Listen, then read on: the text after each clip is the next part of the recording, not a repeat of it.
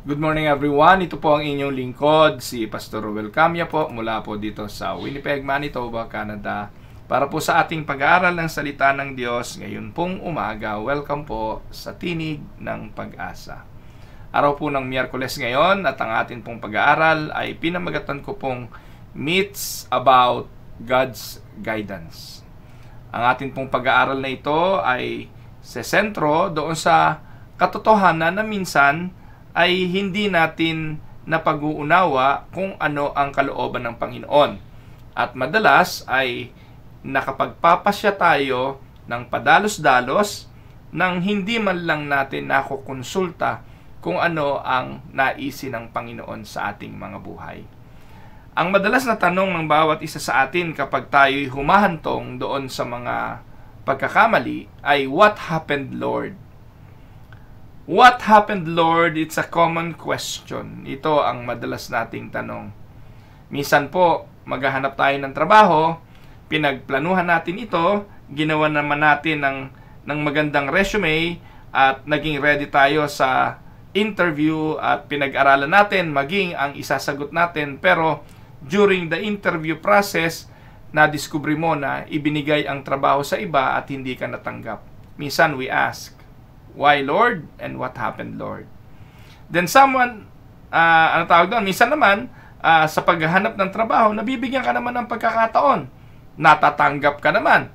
Tuwan-tuwa ka dahil nakapagsimula ka na dun sa trabaho, nagustuhan mo naman yung trabaho, nag-e-enjoy ka dun sa trabaho, okay naman ang salary. Then all of a sudden, after 6 months, bigla kang na-lay off, bigla kang natanggal. Ang tanong uli, "What happened, Lord?" Or you think, if I can go to a certain place like going abroad or makapunta sa bansang Canada, Amerika, pag ako nakarating doon, magiging masaya na ako, magiging fulfilled na ako, at magiging maligaya na ang aking pamumuhay kapag ako'y nakarating doon. Pero pagdating doon, hindi rin naging matagumpay. May mga kilala po akong nagkahiwalay, nasira ang pamilya, napariwara ang mga anak dahil ng ibang bayan. At again, ang tanong natin doon, "What happened, Lord?" Mga minamahal na mga kapatid, naniniwala po ako na kung malalaman lang ng bawat isa sa atin kung anong mangyayari bukas, lahat tayo gusto natin silipin yon. Kung anong magaganap mamaya, sa mga susunod na araw, sa mga susunod na linggo at buwan, ay sisilipin natin kung ano meron doon. Kung meron nga lang pong makina o machine na pwedeng pumunta sa future, siguro lahat tayo inalam na natin kung anong meron doon. Deep in our hearts, we know God has a plan for us. We don't need to debate on that. Lahat po ng mananampalataya naniniwala. Kung Christian ka, kung ikaw ay born again, naniniwala ka na may plano ang Diyos kasi bahagi ng plano ng Diyos ang pagkapili sa iyo bilang kanyang anak. So, in our hearts, we believe that God has a plan. It's not a theological issue para sa mga Christians. We know that we weren't put here on earth to grope blindly through the darkness. Hindi tayo nilagay ng Diyos sa mundong ito para magpakapa-kapa sa kadiliman. Hindi po tayo inilagay ng Diyos sa mundong ito para bahala na. Inilagay tayo ng Diyos para sa layunin. But the problem is, paano tutuklasin yung layunin? Papaano tayo magagabayan ng Diyos ayon sa kanyang mga plano at sa kanyang mga layunin? At iyon po ang mahalagang dapat nating maintindihan. Kailangan meron tayong guide in order to know God's will. And we need a guide to follow and principles that we can make in our lives as a guide.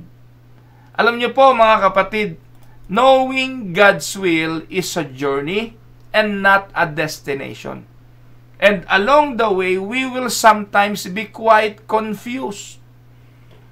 Minsan po, ang intention mo naman, lumakad sa kalooban ng Diyos, lumakad ayon sa gusto ng Diyos, mamuhay ayon sa kanyang plano. But sometimes, we will be flat wrong about what God really wants for us. Ano po? The bottom line is not being right or wrong about God's will, but truly seeking what God's will in the first place.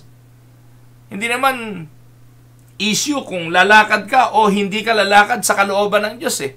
Lahat naman tayo gusto nating mamuhay ayon sa kalooban ng Diyos. Pero ang malaking tanong, are we truly seeking what God's will in the first place? If we are willing to follow Him, we will lead, or He will lead exactly where He wants us to go. Yun po ang katotohanan. Kung talagang naisin nating sumunod sa kalooban ng Diyos, hindi naman sinungaling ang Diyos, talagang dadalahin niya tayo sa mga bagay na ayon sa kanyang layunin. Ang malaking question lang, magugustuhan ba natin yung kanyang layunin? Marami ho kasi tayong misconception sa mga will ng Diyos. Marami ho tayong misconception sa guidance ng Diyos. Sa dami po kasi ng mga mangangaral na mali ang pananaw tungkol sa will ng Lord. Ang laging sinasabi, ang will ng Lord para sa mga mananampalataya ay umasenso. Ang will ng Lord para sa mga Christians ay magtagumpay. Ang tanong, ano ba yung pag-asenso, ano ba yung pagtagumpay, at yung tinatawag na kagalingan or healing? Ano ba ang pinatutungkulan ng mga bagay na ito? Ang mga mananampalataya kapag pinag-usapan yung kagalingan, pagtatagumpay, ay nakasentro lang ito sa mga bagay na material at physical. But I believe that God is more interested not on the physical, not on the material, but on our spiritual life. Pero malayo po malayo po ang intensyon ng tao sa intensyon ng Diyos. Sapagkat ang tao po lagi ang naisin at layunin ay sa mga bagay na material at sa physical. Those are the things that we worry a lot in life. Ano po? Alam natin yon. We know God guides His children. But how does that divine guidance work out in the little details? Alam niyo po, lagi ko naman sinasabi wala namang aksidente sa Diyos Amen po ba doon? Hindi naman nagkakamali ang Diyos. Wala naman pong nangyayari sa mundong ito na hindi niya alam.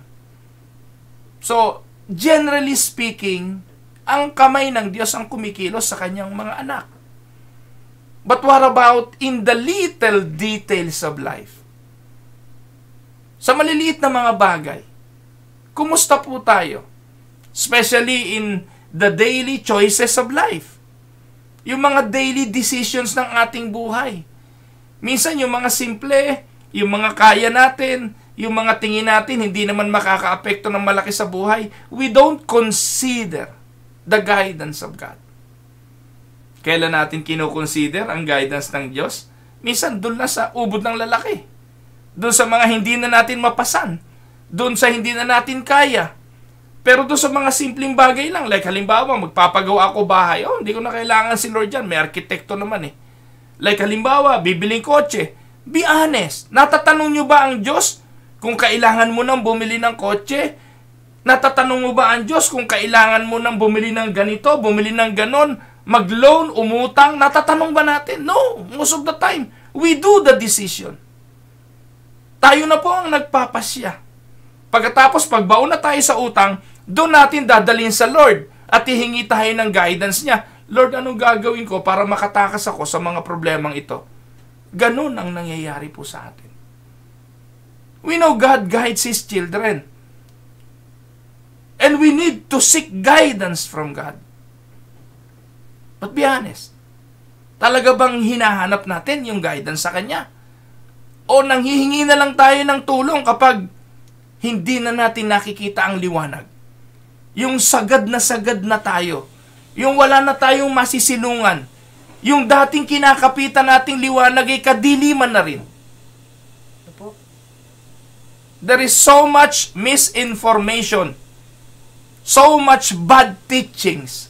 So much bad, faulty theology when we come to the how-to of God's guidance. Ito po ang problema ngayon among Christian churches, among many pastors. Napakadelikado po mga kapatid ng bagay na ito at napakadelikado ng maraming mga aral tungkol sa kalooban ng Diyos. Madalas yung Jeremiah 29:11, babanggitin po yan ng mga pastor bilang sasabihin plano ng Diyos. At sasabihin sa iyo, ito, ang plano ng Diyos. The plan for you is to prosper you, to give you hope and a future. Tapos i-associate po yung verse na yon sa mga bagay na material. Plano ng Diyos to prosper you materially. Lugi naman yung mahirap. Lugi naman yung mananampalatayang hindi yumaman. Lugi naman yung mananampalatayang hindi nakapagtapos ng pag-aaral dahil walang kakayahang mag-aral. Lugi naman yung mga mananampalatayang namumulot lang ng basura. Hindi na ba sila Christian in the real sense of the word? Dahil ang plano ng Diyos is to prosper you, to give you hope and a future na laging associated sa mga bagay na material. Kapatid, yun ay false teaching of the prosperity preachers of the health and wealth movement, using verses para pangakuan kayo, using verses para ma-scam kayo at paniwalain kayo na yayaman kayo. At kung sakaling yayaman ka nga naman, i-associate mo yon dahil binigyan ka ng hope ng pastor mo, magbabalik ka sa kanya ng tithes mo at ng pagkakaloob mo. Ganun ang maraming pastor ngayon. Mga scammers. Kaya, anong dapat naturo ang ating makita? May kinalaman ba yung mga pangakong yon sa health, sa wealth, and material blessings? Tandaan po ninyo, most of the scriptures promises are pertaining to spirituality. By His wounds you are healed. That doesn't mean nakiklaim mo yon na healing for the body. Jesus was wounded. He was persecuted for a spiritual purpose, not for the body, not for the healing of the body.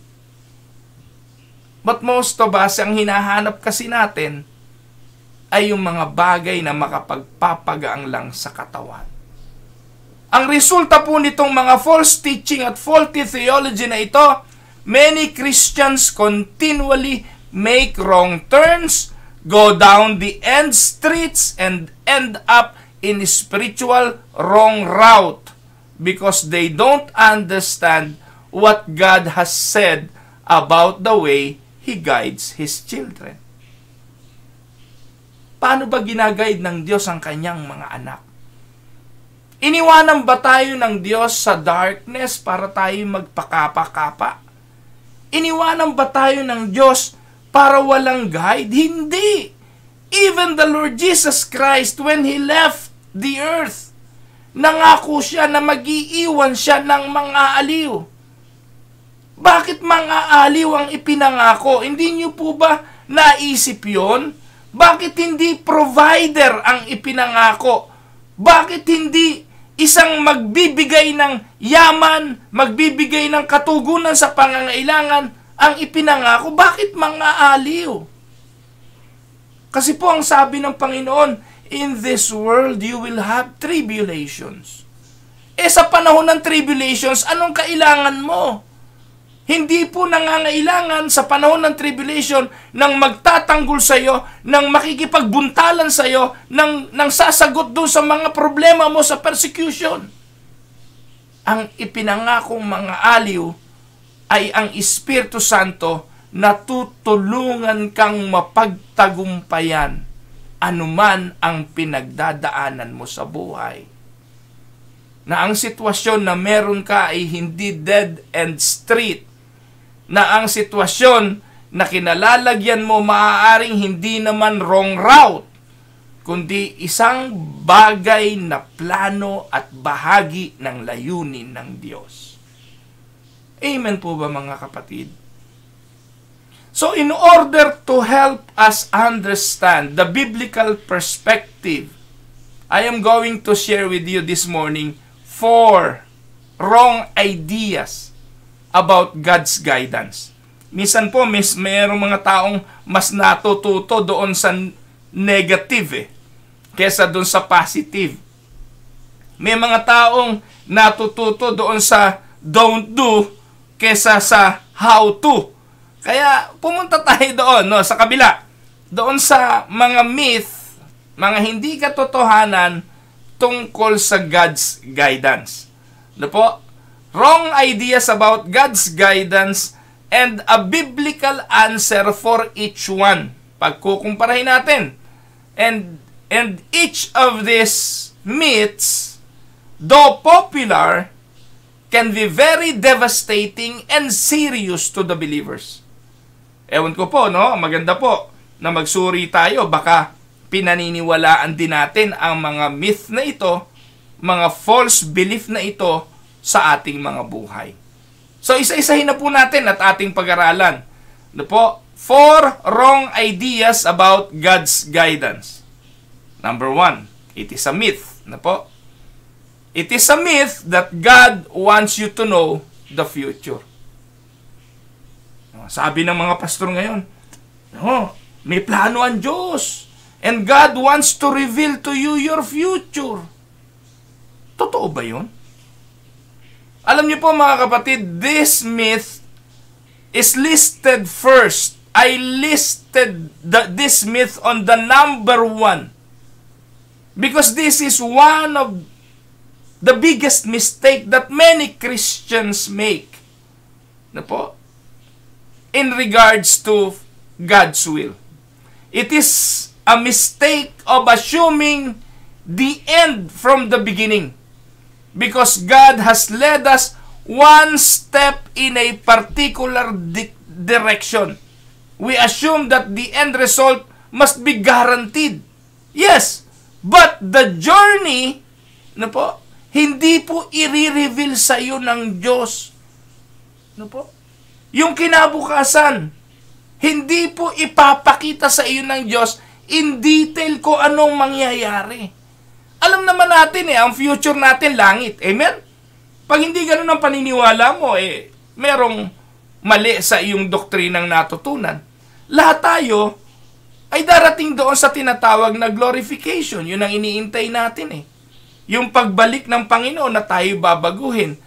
Pero kung iyon man ang future natin, bago makarating yung future na yon, yung mga detalye ng paglalakbay patungo doon, hindi natin yun alam. Amen? Alam natin, lahat tayo, kung hindi babalik si Jesus agad, mamamatay tayong lahat. At mula ngayon hanggang sa ating kamatayan, hindi po natin alam kung anong mangyayari doon. Yes, lahat tayo gusto nating masilip. Gusto nating matanaw. Ano ba mangyayari?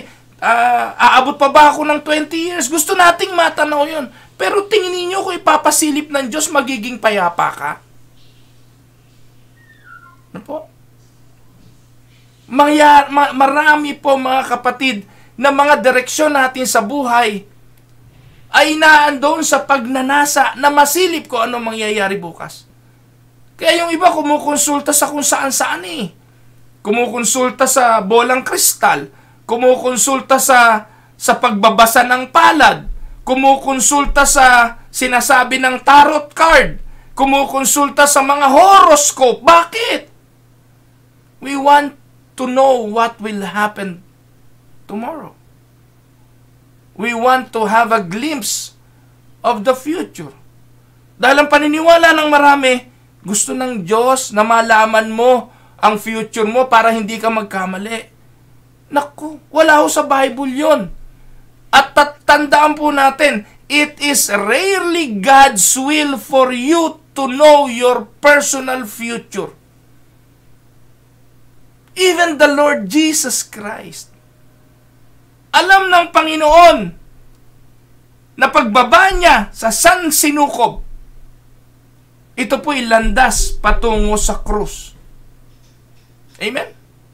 At bagamat si Jesus ay Diyos na nagkatawang tao, alam niya lahat ng bagay. But in the flesh, He prayed to the Father Father, I know this is your will, but can you please make this cup pass before me? Yung journey na yon, alam ng Panginoon yon. At wala siyang gustong tuparin kundi ang kalooban ng Ama. Yun ang kanyang pagkain eh. Ang sundin ang kalooban ng Ama. Tama? But we human, gusto nating iwasan yung mga bagay na naandoon sa journey na aabot doon sa plano ng Diyos. Hindi ko pa sinasabing nagkamali si Jesus doon sa kanyang prayer. At hindi ko po sinasabing mali ang Panginoong Jesus na sabihin nyo sa Father. No, that is how intimate Jesus to the Father. Lahat ng kanyang saloobin sinasabi niya sa Ama. At maging doon sa kalooban ng paglakad at papunta sa krus, yung damdamin niya, sinasabi niya sa Ama. But it is really God's will for you to know your personal future. Yung mga alagad, kasama ng Panginoon, ito ang realidad. Kahit na nga sabihin sa atin, kahit na nga ipahayag sa atin, ang realidad hindi kayang abutin ng ating mga isipan ang mga plano ng Diyos. Like what happened to the disciples? Araw-araw kasama na ng Panginoon yon. Inaaralan, tinuturuan, sinabi ng Panginoon yung mangyayari. No? Papatayin ika ang pastol, mangangalat ang mga tupa, di nila ito naiintindihan. Gigibain ng templo sa ikatlong araw, muli itong tatayo. Sinabi na ni Jesus na yun yung kanyang kamatayan, hindi nila naiintindihan.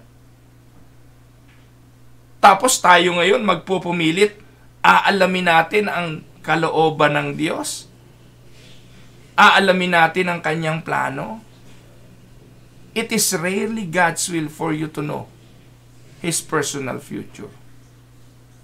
Anong sabi ng banal na kasulatan? Samahan niyo po ako mga kapatid.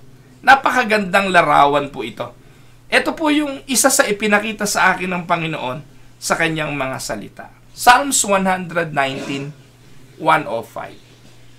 Sabi po ng Biblia, your word is a lamp for my feet, a light on my path. Diyan po mga kapatid ay inilarawan kung papaanong ang salita ng Diyos ay makatutulong para alamin ang direksyon ng Diyos. Yung guidance ng Diyos. Sa Psalms 119, ipinakikita kung papaano masusumpungan ng guidance. At ang sabi, masusumpungan ito saan? Sa Word of God. At itong Word of God, hindi po ito flashlight na pag pinindot mo at binuksan mo, itututo ka na nito sa distant future at matatanong mo kung ano yung future. Hindi ganon. Ang salita ng Diyos ay lamp. Saan? Sa aking mga paa. At liwanag sa aking landasin. Ang tanong, gaano kalayo ang abot ng lampara? Naisip niyo po ba yun? Ito po ang nakita kong larawan. Look at that picture. Yung lalaking yan, nasa complete darkness, may hawak siyang lampara. Iyan ang larawan ng Psalms 119:105. The Word of God serves as what? A lamp unto the feet and a light unto the path. So habang lumalakad ka through the journey of life, meron kang direksyon, pero ang direksyon mo ay on the small details of life. Amen? Hindi po pang malakihang detalye agad. Hindi po doon sa punto na you will know ahead of time what will happen to the future. Hindi mo makikita yung malayo. Ang sabi nga ng Biblia, nakatingin lang tayo sa isang salaming malabo eh. Hindi ito nire-reveal ng Diyos. Psalms 119:105 paints a clear picture of how we discover the will of God. The picture that we are looking at right now is not of a blazing light that illuminates the entire road or the entire room. It is a picture of a man in total darkness walking along a dangerous trail. There is no moon in the sky. Darkness clings to him. His only light comes from the lantern in his hand. And as he holds the lantern, it illuminates the step right in front of him. And when he takes that step, what happens to the light? It goes forward. And one more step, it moves forward. The light is not bright enough to illuminate 10 steps or 10 yards ahead. It will only illuminate your path. Small steps. And let us face the truth. We want to know the future. At least we think we do. We want to know what is going to happen next. Next week, next month, next year. So we can be ready in advance. But God won't play that game with us. Anong sabi ng Bible? Deuteronomy 29:29. The secret things belong to the Lord our God, but the things revealed belong to us and to our children forever, that we may follow all the words of this law. Hindi pa ho ba malinaw yan? In finding the will of God, in following His direction, we should learn to listen to the Word of God in the Scripture and follow the law. Kaya uulit-ulitin ko ito mga kapatid, napakahalaga ng may pag-aaral at pagtuturo ng doktrina. Uulitin ko, wag puro kwento. Wala kayong mapupulot sa mga kwento. Kailangan malalim na prinsipyo ng salita ng Diyos. Aral at turo ng Biblia. Ililigaw kayo ng marami sa paniniwalang matatanaw nyo ang kalooban ng Diyos. You can only see the revealed Word of God through the Scripture. At yun ang sundin. Now, the question is, does he know what will happen tomorrow? Yes! He does know what will happen tomorrow. But he's not telling anyone else about it. Or to put it in familiar terms, does God have a blueprint for your life? Yes! But I don't know any way where you can find a copy. Hindi ko po alam kung saan kayo makakakuha ng kopya ng blueprint ng buhay nyo. Hindi ko po alam kung saan nyo makikita yung kwento ng buhay nyo ahead of time. Ito po halimbawa mga kapatid. I would like to give you an example. Suppose, for the sake of argument, suppose God were to offer you a folder or an envelope of the details of your life, including your loved ones, sino magiging asawa mo, magiging anak mo, lahat ng buhay mo nandun sa folder na yon. Let's say 10 years lang, for the next 10 years. Sabi ni Lord, anak, ito ang folder o envelope ng mangyayari sa iyo 10 years from now. Kapatid, tatanggapin mo o hindi? Be honest. Ando na, aalamin mo na kung ano ang mangyayari sa buhay mo. Tatanggapin mo o hindi? Pero ang katotohanan nito, kung tanggapin mo man ang bagay na ito, at mahawakan mo at makita ang kasunduan, makikita mo lang, pero wala kang pwedeng baguhin sa lahat ng nakasulat dyan. Payag ka? Ako hindi. Hindi ako interesado. Hindi po ako interesadong makita yung araw na ako'y mamamatay, yung sino yung susunod na mamamatay sa mahal ko sa buhay, kung ano mangyayari bukas, kung ako'y maaaksidente, kung ganito, kung ano magiging sakit ko, wala na po akong interest doon. Lalo akong mamumuhay sa kawalan ng kapayapaan at lalo akong mamumuhay no sa matinding kapighatian. Kaya hindi inire-reveal ng Diyos yun. Inuutusan tayong mamuhay sa present nang sumusunod sa kanyang mga plano ng may pananampalataya. Life is much better lived one day at a time. One day at a time, sweet Jesus, and tomorrow may never be mine. So help me today, show me the way, one day at a time. Is there a heavenly blueprint that shows what you are supposed to do on December 7, 2023? None. You just need to live this day. At kung kalooban pa ng Panginoon for you to see December 7, 2023, then praise the Lord.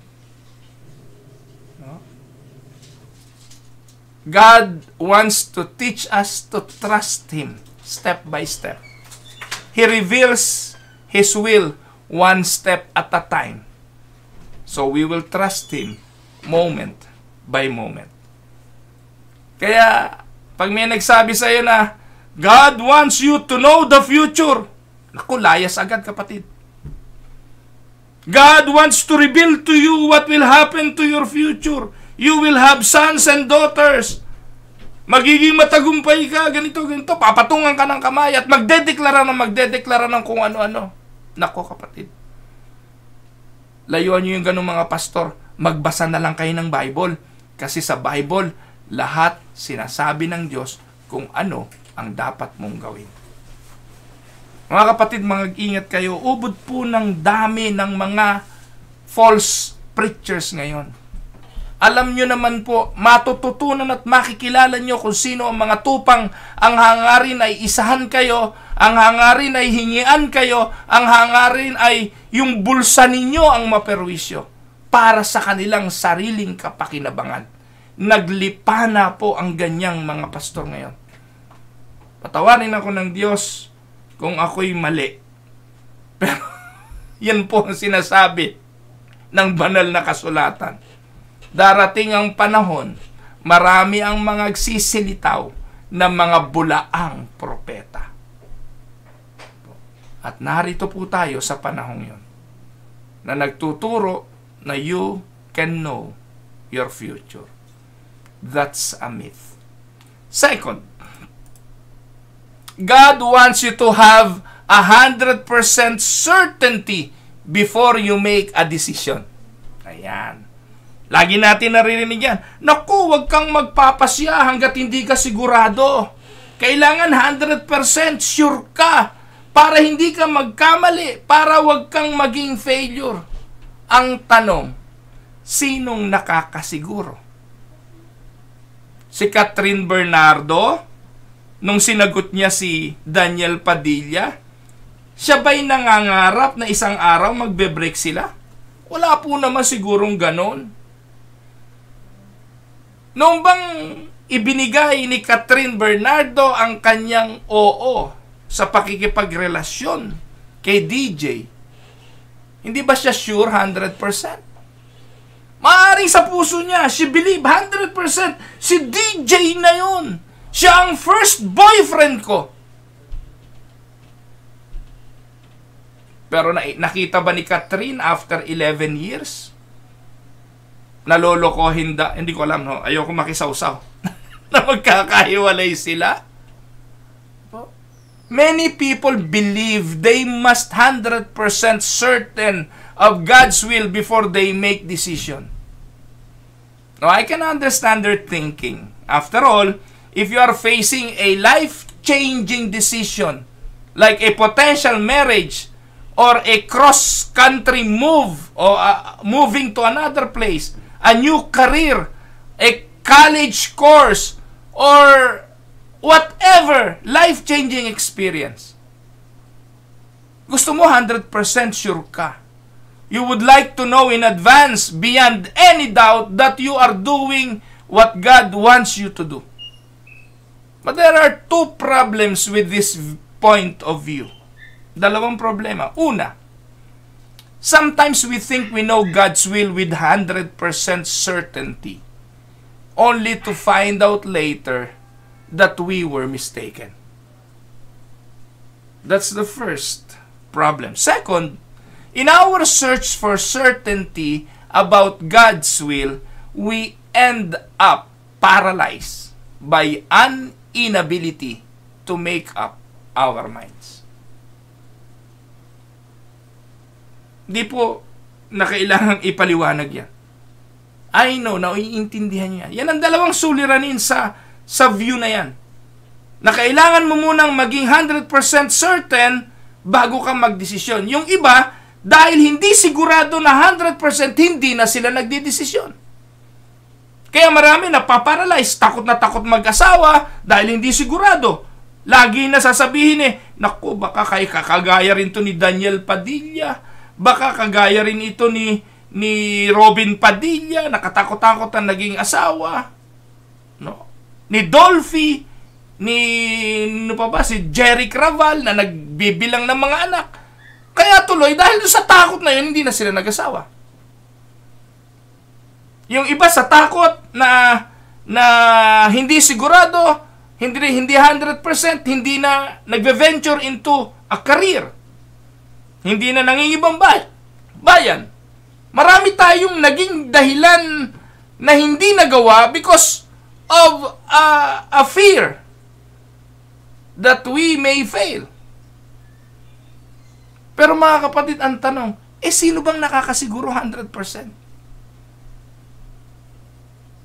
Wala naman eh. Marami na po ako nakita na talagang noong nasa altar, nangako sa isa't isa, holding hands, may pag-iyak, may mga pangako magsasama habang buhay. Pagkatapos ng ilang taon, divorce din eh. Walang nakakasiguro kung hindi man kayo paghiwalayin ng inyong mga palpak na mga pag-uugali, pwede kayong paghiwalayin ng kamatayan. There is no 100% certainty of what will happen to the future. Walang nakatitiyak nun. At minsan, kailangan lang nating mamuhay ng may pananampalataya sa ating Panginoon. Naintindihan niyo po? Nakakita na rin po ako, mga mananampalataya, hiwalay. Mananampalataya, nangalo niya. Pastor na ng babae, pastor na ng ulimbat, nagnakaw, pastor na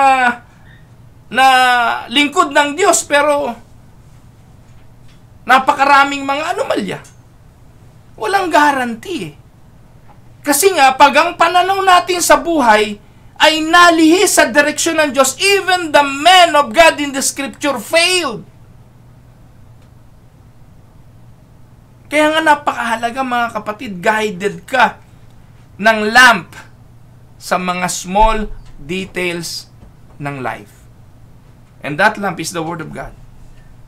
Huwag kayong magpapabaya sa salita ng Diyos. Huwag kayong magpapabaya sa mga pagtitipon. Huwag kayong magpapabaya sa mga pag-aaral. Kaya hanggat merong mga tao na handang magturo sa inyo, na madalang na ngayon, na nagtuturo ng totoo, huwag nyo silang pakawalan. Habulin nyo yung mga pastor na talagang merong pagnanasang magturo ng tama, yung sasaway sa inyo, at hindi mambobola sa inyo, para mahalin nyo sila. Ako, you don't need to love me. In fact, many people hated me for preaching the Word of God. And I don't care. Dahil ang alam ko, ito ang gusto ng Diyos. Ang salita niya ang maipahayag at siya ang mahalin. Siya ang maintindihan. Hindi po ako. God wants you to have 100% certainty. That's a myth. Some decisions are so important, they cannot be left to chance. We see this principle vivid in Acts chapter 16. I don't know if you are familiar with Acts chapter 16. Hindi ko na po nilagay sa PowerPoint. Medyo mahaba-haba po yung kwento ng Acts chapter 16. But this is a story of the Apostle Paul and his team. Ano po? Umalis sila ng Troas, naglakbay sila, at nakarating po sila sa Macedonia. Bago sila pumunta ron, na nag-ini po si Pablo ng isang lalaki na nagsabi sa kanya, puntahan nyo kami, come over to Macedonia and help us. Yun ang sabi sa Acts 16 verse 9. Nang dumating sila sa Macedonia, ang unil lang natagpuan doon, isang babae ang pangalan Lydia. Siya po yung nagtitinda ng purple cloth, no po? Si Lydia. At itong si Lydia, nung narinig yung salita ng Diyos, yung kanilang pangangaral, binuksan ng Diyos ang puso ni Lydia at siya'y nanampalataya. Ang tanong, nasan yung lalaki? Sa panag-inip ni Pablo, na lalaking humihingi ng tulong na taga Macedonia. He was nowhere to be found. Si Lydia ang kanilang unang nasa lubong. Later on, si Paul and si Silas ay inaresto. Kasi merong isang babaeng inaalihan ng masamang espiritu, kung ano-ano sinasabi. Kahit saan sila pumunta, sigaw ng sigaw, kung ano-ano. Sinaway ni Pablo ito. Lumayas yung masamang espiritu, yung amo ng babae nagalit sa kanya. Pinakulong sila. Paul and Silas were arrested, stripped, flogged, and thrown in jail. And during the night, an earthquake, and they led their jailer to Christ. Binautismo nitong jailer at ang kanyang sambahayan. The next morning, Paul and Silas were released and escorted out of the city by the town leaders who were glad to see them go. It is a very strange story in many ways. It appears that the Apostle Paul failed sa kanyang journey sa Macedonia, sa Pilipos. After all, he was in trouble almost from the moment he arrived. Pero alam niyo po mga kapatid, dahil po sa bisitang iyon ni Pablo at ni Silas sa Pilipos, na-establish po ang Philippian Church. But from God's point of view, Paul did exactly what he should have done. He followed God's leading. God gave more light. Paul took another step and waited for further developments. Hindi agad pinakita ng Diyos, Pablo, pagdating mo ng Pilipos, ng Macedonia, makakakita ka ng babae, gugulpihin kayo ron, ikaw ay makukulong. Siguro kung yung detalye na yun, nireveal ng Diyos, baka hindi tumuloy si Pablo. Amen? Baka kung nireveal ng Diyos sa kanya na ikaw ay gugulpihin, hubaran at ikukulong, baka hindi tumuloy si Pablo. Pero lahat ng mga pangyayari sa buhay ng alagad may tinupad na layunin ng Diyos. Step by step, through twists and turns and an unexpected means, the Apostle Paul did what God wanted him to do, even though it wasn't what he expected to do when he arrived in town. The outcome does not retroactively affect whether it was God's will. That's exactly right. Doing God's will means taking the next step, wherever it is, without a definite promise about the end result. Many times, you won't have 100% certainty. But when the moment comes to decide, you must make the decision you can, trusting God for the result. Sometimes, you will know more. Sometimes, you will know less. But living by faith means taking the next step anyway. Amen po ba mga kapatid? Now, let us go to the myth number 3. Myth number 3. God's highest goal is my personal happiness. Wow. Yan pa ho ang isa sa napakalaking kabulaanan. Ang madalas nating naririnig, basta masaya ka, go lang. Kung saan ka liligaya, follow your heart. Mga kapatid, that is a myth. Kaya ho napakarami yung mga tao ngayon, kahit alam ng mali, go. Masaya sila dun eh. Alam nilang immoral, go. Kasi masaya sila dun eh. At ang paniniwala nila, ang highest goal in my life is my personal happiness. Mga kapatid, millions of people buy into this false idea. They believe that their happiness is God's supreme goal for them.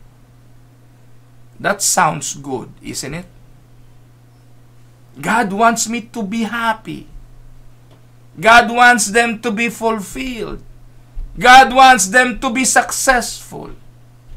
And that thinking has been used to justify all kinds of bizarre and even evil, immoral behavior. Meron pa nga ako narinig na Christian man. Sabi, it is God's will daw that I should divorce my wife and marry another woman because we are in love. And God wants me to be happy. The correct theological term for that is baloney. A lie. Mga kapatid, if your personal happiness is not God's highest goal, then what is God's highest goal?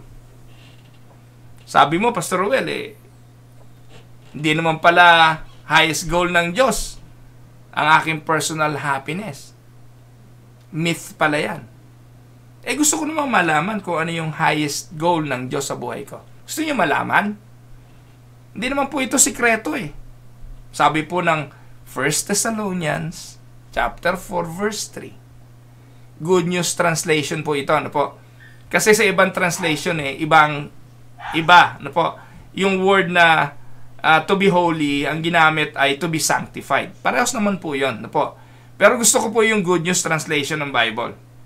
Ang sabi po diyan, God wants you to be holy and completely free from sexual immorality. Most of the time, kabaliktaran yan. Ang goal ng tao eh. If you after your personal happiness, your goal is to be happy, then minsan nasa-sacrifice ang being holy. Kasi minsan nakapagpapaligaya sa iyo ay yung pagiging immoral. Alam mo nang may asawa yung lalaking sinamahan mo, sumama ka pa dahil masaya ka. Di ba?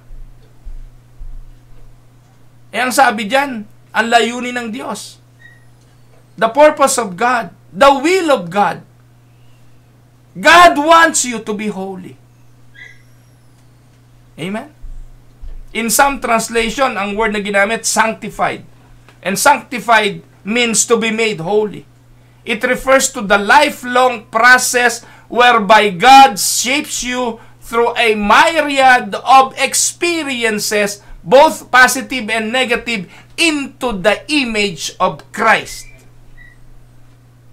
Yan ang tinutupad ng Diyos. Yan ang layunin ng Diyos. He uses the very worst things that happen to us in order to accomplish His divine purposes in us.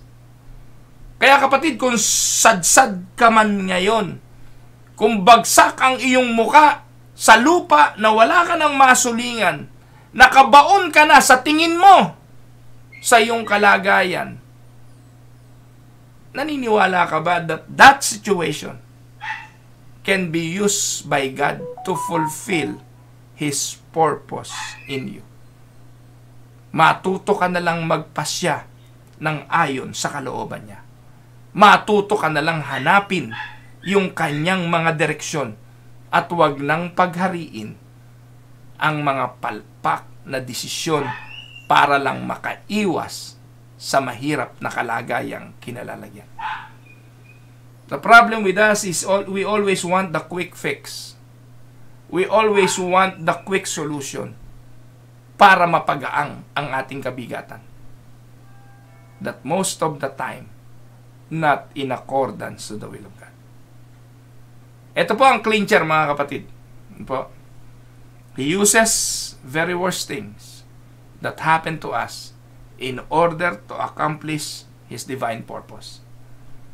Sabi naman ng Romans 8:29, those whom God had already chosen, He also set apart to become like His Son.